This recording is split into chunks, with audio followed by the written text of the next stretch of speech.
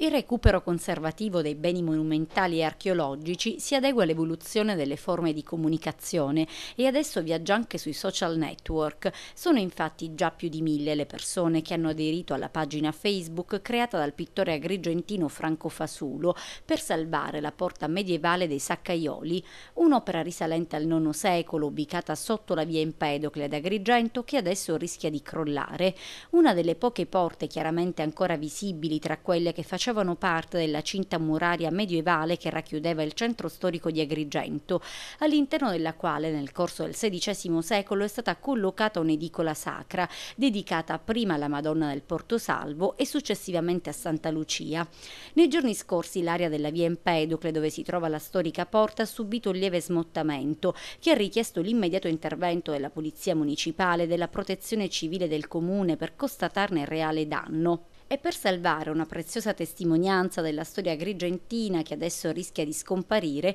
sul social network è stata pubblicata una petizione nella quale si chiede con la massima urgenza di disporre la messa in sicurezza della porta, i cui firmatari si rendono peraltro disponibili a concorrere ad un'eventuale raccolta pubblica in caso di mancanza di finanziamenti. Intanto l'imprenditore agrigentino Salvatore Moncada, presidente della Fondazione Agire Insieme, ha dato la sua disponibilità ad intervenire per il consolidamento e il recupero della porta, in un'ottica di collaborazione strategica e operativa tra pubblico e privato per il recupero e la fruizione dei beni monumentali e artistici della città e per uno sviluppo del turismo, punto di forza dell'economia agrigentina. Come dire, dove non arriva il pubblico interviene il privato. Una proposta, quella di Moncada, apprezzata dal sindaco di Agrigento Marco Zambuto, il quale per accelerare i tempi dell'intervento ha convocato una conferenza dei servizi con il Genio Civile di Agrigento, la Soprintendenza dei Beni Culturali e la Fondazione Agire Insieme per concordare in sinergia le modalità di un immediato recupero conservativo del bene storico.